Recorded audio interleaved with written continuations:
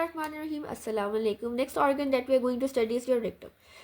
Posterior part of lesser pelvis के अंदर होता है in front of the lower three pieces of sacrum and coccyx. Sacrum और coccyx के सामने हो जाएगा, कंटिन्यू हो जाएगा। सिग्मोइड कॉलम जो लार्ज इंटेस्टाइन का पार्ट आ रहा था उसने आगे जाके S3 के लेवल के ऊपर रेक्टम के अंदर कंटिन्यू कर देना है। रेक्टो सिग्मोइडल मीजो कॉलन होती है जो कि आपकी मीजो का मैंने पहले भी आपको पेरिटोनियम वाले चैप्टर में बताया था कि बेसिकली ये पेरिटोनियम के फोल्ड होते हैं। अगर meso rectum sigmoid meso colon है यानी कि वो पेरिटोनियम का फोल्ड है जो आपके रेक्टम और सिग्मोइड कॉलम को आपके इंटीरियर एब्डोमिनल वॉल के साथ सस्पेंड कर रहा है। Lower end of this sigmoid colon के ऊपर आपको recto sigmoidal meso colon present होता है। सिग्मोइड कॉलन के लोअर एंड के ऊपर रेक्टम के स्टार्टिंग पे होगा।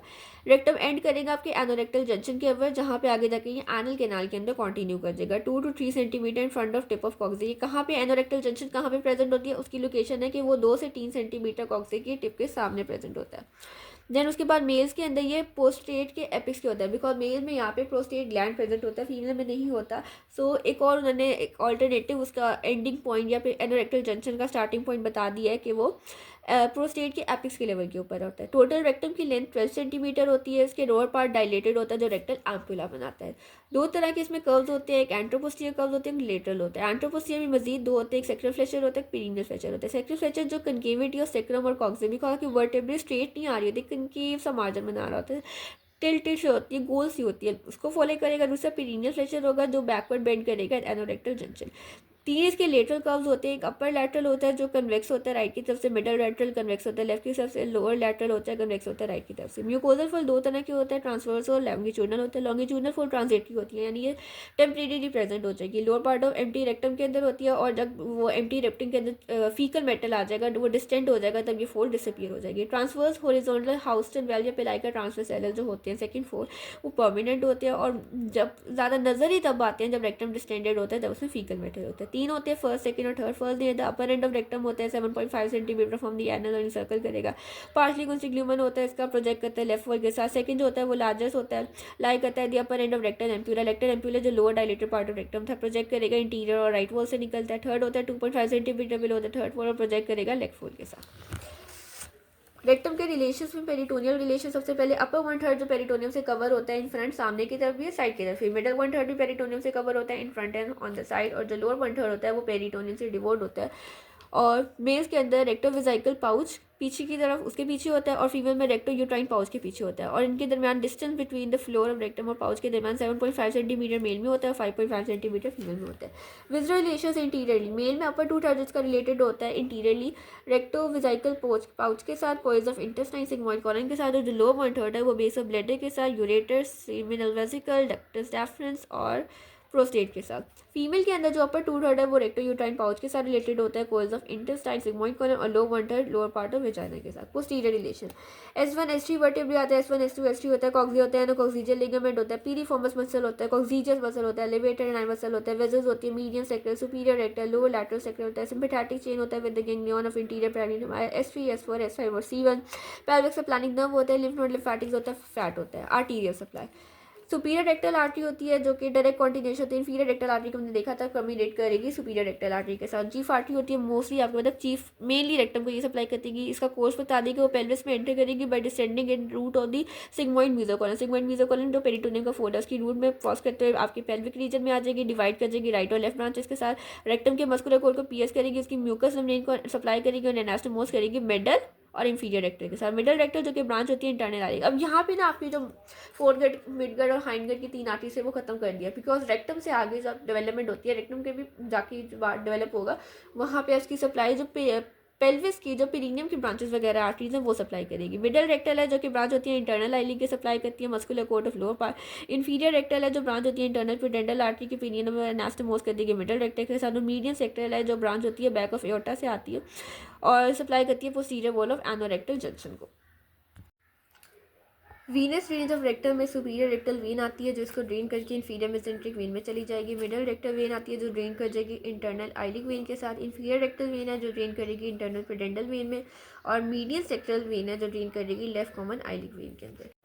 रेक्टम आपकी साइड होता है पोर्टो केवल एनास्टोमोसिस की, यहाँ पे जहाँ पे पोर्टल वेन की एक वेन आती है और दूसरी सिस्टम की एक वेन आती है, उन्होंने आके एनास्टोमोस करना होता है। पोर्टल सिस्टम से हमारे यहाँ पे सुपीरियर रेक्टल वेन निकलती है। सुपीरियर रेक्टल वेन है जो रेक्टम को ड्रेन करते हुए इन्फीरियर मेसेंटेरिक वेन में ड्रेन करेगी, आगे सप्लीनिक वेन में, फिर पोर्टल वेन से जाएगी और वहाँ से जो सिस्टमिक सिस्टम की वेन्स होती है उसमें आ जाती है मिडल रेक्टल वेन जो कि ड्रेन करेगी इंटरनल आइलिक में, एंड इन्फीरियर रेक्टल वेन है उसने ड्रेन करना है इंटरनल प्यूडेंटल वेन में। इंटरनल प्यूडेंटल वेन ने भी आगे इंटरनल आइलिक वेन में चले जाना है, इंटरनल आइलिक ने कॉमन आइलिक में जाना है, कॉमन आइलिक ने इन्फीरियर वेना कैवा और वहाँ से इन्फीरियर वेना कैवा और पोर्टल वेन के दौरान पोर्टो केवल एनास्टोमोसिस बन जाता है।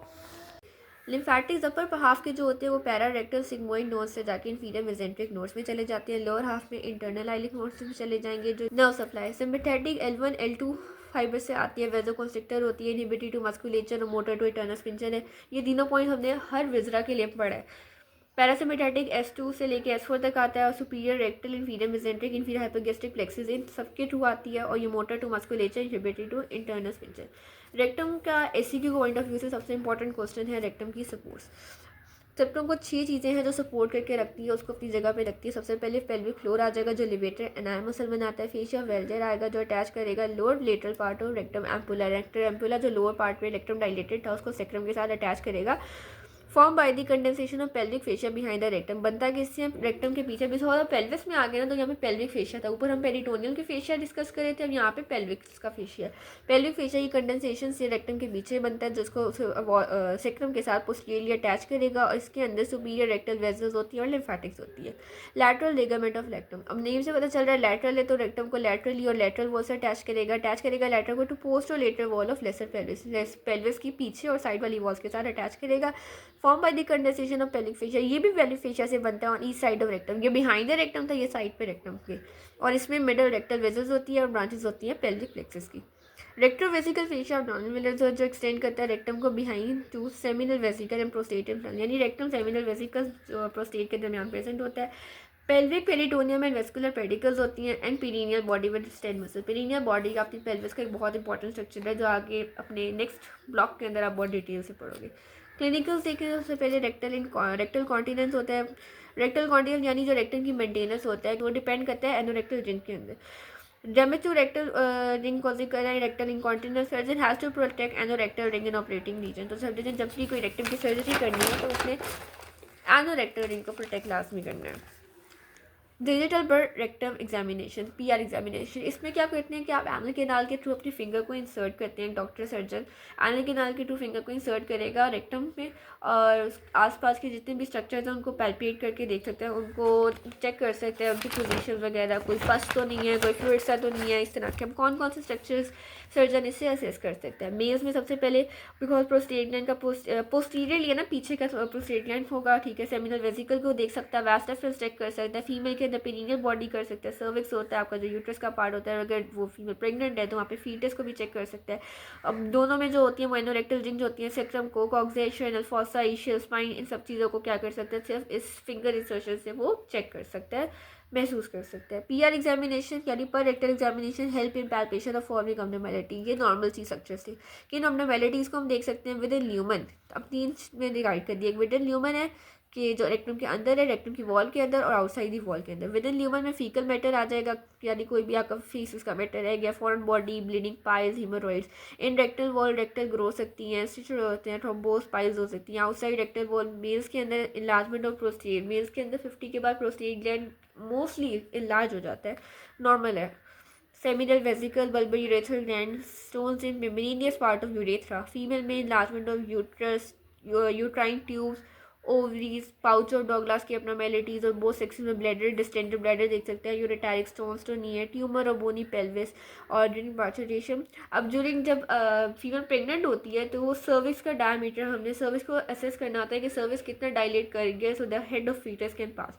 तो नॉर्मली आप पर रेक्टल एग्जामिनेशन के थ्रू वो चेक करते हो ताकि रिपीटेडली आपको वेजाइना में फिंगर एक्सर्ट करके वेजाइनल एग्जामिनेशन ना करनी पड़े। Just a preventive measure. Proctoscopy और सिग्मोइडोस्कोपी है examination of interior of rectum और एनल कैनाल अंडर प्रोटोस्कोप में एग्जामिन करोगे तो वो इंटरनल पाइल्स बता सकता है, growth of lower part of rectum को शो कर सकता है। सिग्मोइडोस्कोप को यूज़ करोगे तो वल्सर का बताएगा, ग्रोथ का बताएगा, कोई डायवर्टिकुला तो नहीं बना हुआ, आउट पोचिंग सी और रेक्टल बायोप्सी के लिए हम सिग्मोइडोस्कोप यूज़ करते हैं। प्रोलैप्स ऑफ रेक्टम वही बनाता है इनकम्प्लीट म्यूकोजल प्रोलैप्स होगा एनस के थ्रू में अगर फॉर्मिंग द वायलेंट स्ट्रेनिंग, जब आप बहुत ज़्यादा प्रेशर वायलेंट स्ट्रेनिंग करोगे तब प्रोलैप्स हो सकता है अगर आपका जो सपोर्ट है उसकी वो इम्परफेक्ट है। Due to imperfect support of rectal mucosa by submucosa made up of loose areolar tissue होता है जो रेक्टम सब म्यूकोजा के अंदर होता है, वो उसको सपोर्ट करता है। कंप्लीट प्रोलैप्स और प्रोसीडेंशिया को कहते हैं उसको, जितनी भी रेक्टल वॉल है वो सारी आपकी एनस के थ्रू प्रोट्रूड कर जाएगी, बाहर आ जाएगी। कॉज क्या होता है, laxity of ellipse from laxity fall, आपका बॉल लेग्स फिक्स इलास्टिक फीसा हो गया है। Extensively deep recto vaginal recto uterine pouch आ जाएगा। Inadequate fixation of rectum in presacral blood, rectum सही से अपनी पोजीशन पे है ही नहीं। Neural disturbance of rectum after sacral denervation, peripheral nervous plexus control autonomic evacuation of rectum. Sacral nerves जो पेल्विस रेक्टम को सप्लाई करती है वो हमारे वॉलेंट्रली कंट्रोल में होती हैं, ठीक है, ताकि हमें जब बिकॉज हम कहते हैं कि हमें जो डेफिकेशन का एक्ट है वो रिलेट के कंट्रोल में आएगा। जब वो डिनर वेट होगी, वो खत्म होगी, डैमेज होगी, जब ऑटोनॉमिक सप्लाई हो जाएगी, ऑटोमेटिकली आपका जो रेक्टम के अंदर फीकल मेथड आएगा तो वो फॉरन इवैक्यूएट कर जाएगा। ड्यू टू वीक मस्कुलेचर, अब या तो फॉरन इवैक्यूएट कर देगा या वो कॉन्ट्रैक्शन होगी ही नहीं कि वो जा सके, ठीक है, दोनों केसेस हो सकते हैं डिपेंडिंग कि किस तरह का पेशेंट है। अब मस्कुलेचर वीक हो जाएगी, कॉन्स्टिपेशन हो जाएगी बिकॉज आपका वो रिफ्लेक्स डेफिकेशन एब्सेंट है, लियन हो जाएंगे।